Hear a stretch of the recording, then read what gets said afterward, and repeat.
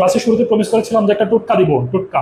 সেই টোটকা অনুযায়ী আপনি খুব সহজেই সেই টোটকাটা মনে রেখে আপনি খুব সহজেই পরীক্ষার হলে, বিশেষ করে এমসিকিউ, সেগুলো আপনারা সহজেই সলভ করতে পারবেন। চলেন আমরা টোটকাটা দেখে নিই কি আছে। হ্যাঁ, দেখেন, ডুয়াল প্যাটার্নস মানে হচ্ছে যদি পার্সন থাকে, ডুয়াল প্যাটার্নস মানে হচ্ছে নর্মালি যদি পার্সন থাকে, তাহলে দেখেন মেকের পরে যদি পার্সন থাকে V1, হ্যাভের পরে পার্সন থাকলে V1, গেটের পরে যদি পার্সন থাকে তাহলে 2+V1 অর্থাৎ ইনফিনিটিভ। লেটের পরে যদি পার্সন থাকে, লেট এবং হেল্পের পরে যদি পার্সন থাকে, সেক্ষেত্রেও আপনি V1 বসাইতে পারেন, কোনো সমস্যা নাই। এখন যদি দেখেন রিসিভার প্যাটার্ন হচ্ছে আপনার যদি থিং থাকে, বস্তু থাকে, হ্যাভের পরে বস্তু থাকলে চোখ বন্ধ করে V3, হ্যাভের পরে বস্তু থাকলে ফার্স্ট পার্টিসিপল, গেটের পরে যদি বস্তু থাকে ফার্স্ট পার্টিসিপল। আপনার মনে রাখার বিষয় শুধু হচ্ছে যদি গেটের পরে পার্সন থাকে তাহলে একটা টু যোগ হয়। আর যত পজিটিভ আছে লিখতে পারি মেক বা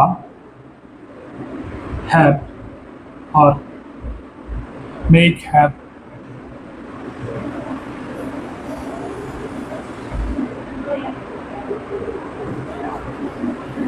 মেক হ্যাভ, লেট আর হেল্প। এদের পরে যদি পার্সন থাকে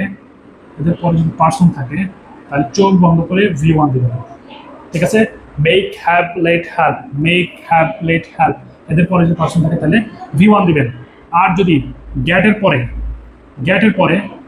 পরে পার্সন থাকে তাহলে আপনি ইনফিনিটিভ দিবেন। ইনফিনিটিভ মানে হচ্ছে 2+V1, ইনফিনিটিভ আর 2+V1।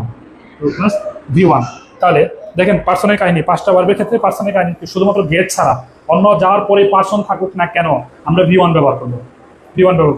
আর যদি গেটের পরে পার্সন থাকে আমরা কি ব্যবহার করবো? গেটের পরে আমরা ইনফিনিটিভ ব্যবহার করবো, গেটের পরে পার্সন থাকলে ইনফিনিটিভ ব্যবহার করবো। অন্যদিকে যার পরে থিং থাকুক না কেন, থিংটা যার পরে থাকুক না কেন, লেট গেট হ্যাভ যার পরে থিং থাকুক না কেন, আমরা হচ্ছে চোখ বন্ধ করে V3 দিয়ে দিব। মনে হয় আপনারা বুঝতে পেরেছেন এই পজিটিভ সংক্রান্ত যত ঝামেলা আছে, আশা করি আপনারা সলভ করতে পারবেন পরীক্ষা হলে। আর বড় বড় অনুবাদ যদি করতে আসে, অনুবাদগুলো আপনারা সুন্দর করে করতে পারবেন এই পজিটিভের ধারণাটা ক্লিয়ার থাকার কারণে। সুতরাং আজকে আশা করি আপনাদের জন্য ক্লাস